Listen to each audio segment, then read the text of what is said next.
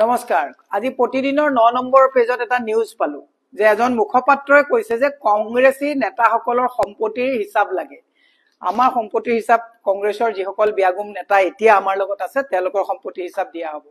কংগ্ৰেছৰ পৰা যোৱা যিসকলে একেবাৰে দুৰ্নীতিৰ পাহাৰ কৰি গৈছে বুলি কৈ ৰেড কাৰ্পেটৰ তলত আপোনালোকে গুটে আছে চালুৱালিয়ে তেওঁলোকৰ সম্পত্তিৰ হিচাপ লব বুলি কৈছিল হেইবিলাক মানুহ এতিয়া বিজেপিত আছে এতিয়া হিমন্ত বিশ্ব শৰ্মাৰ পৰিয়ালৰ সম্পত্তি কিমান জয়ন্ত মল্লৰ পৰিয়ালৰ সম্পত্তি কিমান বৃদ্ধি পাইছে কোট কিমান মাটি লৈছে গিৰ গাই পৰা আদি কৰি কিমান আত্মসাৎ কৰা হৈছে তেওঁলোকৰ সভাপতিজনৰ সম্পত্তি কিমান 3 বছৰত 4 বছৰত বৃদ্ধি হ'ল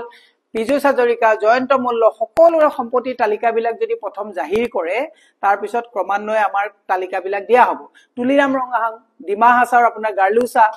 এই সকলোৰে কিমান পৰ্বত সমৰ সম্পত্তিৰ তালিকা বৃদ্ধি হৈছে হেতু জাহিৰ কৰক তাৰ পিছত কংগ্ৰেছ এখিনি দি দিয়া হ'ব আপোনাকটো ডাবল ইঞ্জিন চৰকাৰ আমাৰ হিচাপ বিচাৰিলেটো কংগ্ৰেছে আমাৰ যিসকলৰ আপোনাকে নাম দিছে ইয়াত তেওঁলোকে হিচাপ দি দিব তেওঁলোকে ইলেকচনতো এইবিলাক হিচাপ দি দিছে আপোনাকে ইলেকচনত হিচাপ দিয়াৰ বাহিৰে কিমান হিচাপ আপোনালোকৰ হৈছে ঘৰবিলাক কিমান শ শ কোটি টকা দি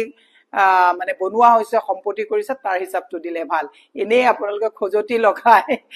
কথাবিলাক কলে শুভা নাপায় প্ৰথমতে আপোনালোকৰ তাত থকা মন্ত্ৰীসকলৰ হিচাপটো দাখিল কৰক আৰু আমাৰ কংগ্ৰেছৰ গৌৰৱ গগৈ কাৰ আছে হিচাপ দি দিব ধন্যবাদ